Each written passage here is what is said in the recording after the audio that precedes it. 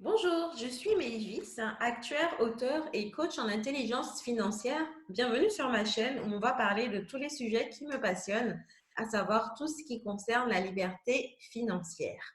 Alors aujourd'hui, on va parler immobilier et en particulier des trois principaux pièges à éviter si tu veux investir dans l'immobilier locatif. Alors le premier point, c'est d'acheter trop cher. Il va falloir que tu fasses attention à ne pas acheter trop cher. Parce qu'en fait, acheter trop cher, ça va mettre à mal ton investissement financier, soit en conduisant à un cash flow négatif, puisque tes mensualités d'emprunt seront trop élevées, soit ça va te contraindre à ne dégager aucune plus-value au moment de la revente. Donc, en fait, quand tu achètes trop cher ton bien, tu vas du coup emprunter, puisque le but de l'immobilier, d'investir dans l'immobilier locatif, c'est de passer par un emprunt bancaire. Donc, tu vas acheter trop cher, tu vas avoir un prêt élevé et du coup, tu vas avoir des mensualités très élevées. Donc, il sera beaucoup plus difficile pour toi d'arriver à te dégager un cash flow, puisqu'en fait, même si tu arrives à avoir des loyers plus chers que tes mensualités, mais il y a plein d'autres choses à retrancher comme frais. Tu as les assurances, tu as les charges, etc., etc. Donc, avec des mensualités trop élevées, tu risques de te retrouver avec un cash flow soit nul, soit négatif.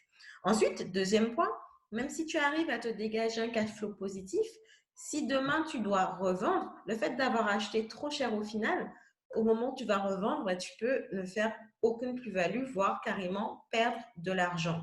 Donc, quand tu investis dans l'immobilier locatif, au pire, tu achètes au niveau du marché. Mais le mieux, c'est d'acheter bien en dessous de la valeur du marché. Et pour ça, il y a des techniques dont on parlera dans une autre prochaine vidéo. Le deuxième piège à éviter concerne les travaux. Le piège, c'est de mal anticiper les travaux à réaliser maintenant, mais aussi les travaux à réaliser dans le futur. En fait, les dépenses pour travaux non prévus ou non anticipés peuvent plomber ta rentabilité. Surtout si tu dois après par la suite prendre un prêt conso pour effectuer ces travaux-là. Donc en fait, ce qu'il faut que tu fasses quand tu achètes dans l'immobilier locatif, dans l'ancien par exemple, tu dois vraiment analyser tous les travaux qu'il y a à faire maintenant et même les travaux qu'il y aura à faire plus tard. Et tu dois intégrer le prix des travaux dans ton emprunt. Comme ça, tu auras tout contrôlé au départ, tu auras tout l'argent nécessaire pour acheter le bien et faire les travaux. Ce sera dans un même prêt, au même taux, le taux des prêts immobiliers, donc ce sera un taux bas. Donc du coup, tu n'auras pas à sortir d'argent de ta poche. Tout intégré dans le prêt, ce sera tous les travaux et les mensualités seront basses puisque ce sera un taux immobilier. Donc, ça, c'est quand tu anticipes bien. Parce que l'erreur, et du coup, ça aussi, ça c'est une erreur qui s'est passée pour moi, c'est que j'avais mal anticipé certains travaux futurs. Donc, les travaux, du moment, je les avais bien faits, mais il y a eu des travaux par la suite et j'ai dû emprunter, donc faire un crédit conso pour faire ces travaux-là. Sauf que les taux des crédits conso sont beaucoup plus élevés.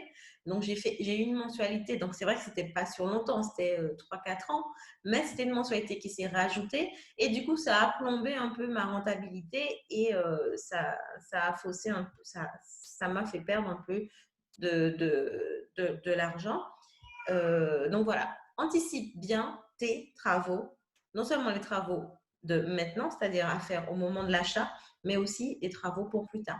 Alors là, j'ai une petite astuce pour toi. Même après avoir fait des travaux pour rénover ton bien, donc même quand ton bien est nickel chrome, avant au moment de le louer à un locataire, ce que tu fais, mets de côté au moins 10% du loyer pour des provisions pour travaux.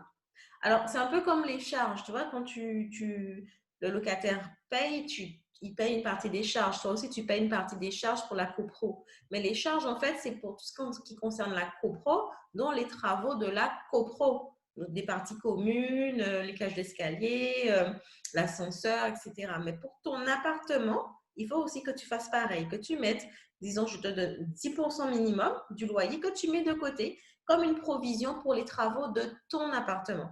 Comme ça, au moment où il y aura des travaux qui vont tomber, si par exemple tu n'avais pas bien anticipé, mais même si tu anticipes, à un moment donné, il y a forcément, hein, c'est de l'immobilier, ça vit, ça s'abîme.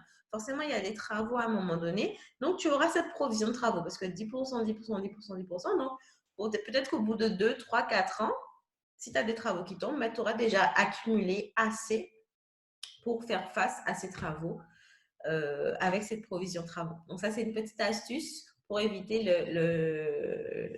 le piège 2. Ensuite, troisième piège, c'est revendre n'importe quand.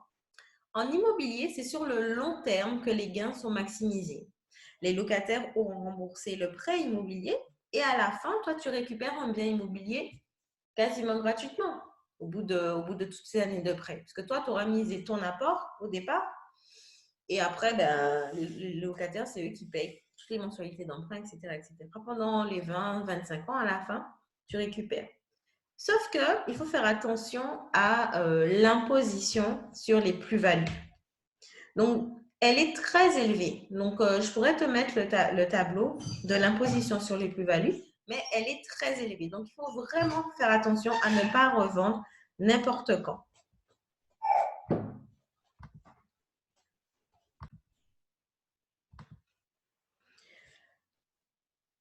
L'imposition sur les plus-values au moment de la revente est très élevée, 36,2%.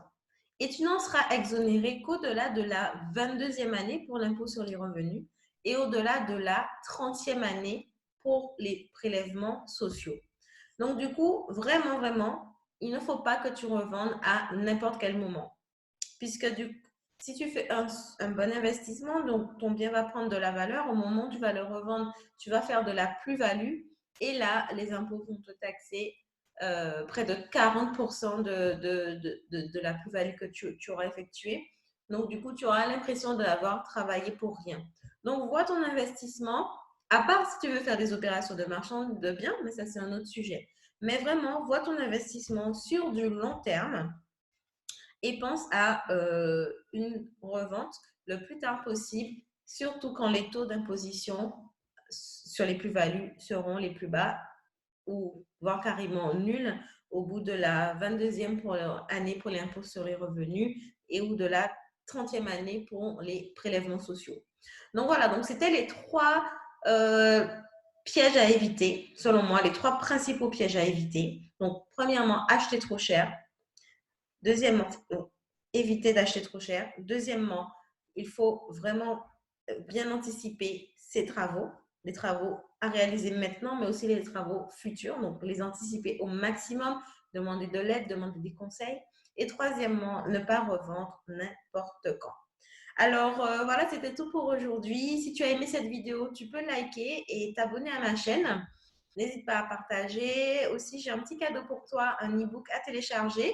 En route pour la liberté financière, à quelle étape tu te situes? Donc, c'est gratuit. Inscris-toi pour le télécharger. Je te dis à bientôt pour une autre vidéo. Bye bye.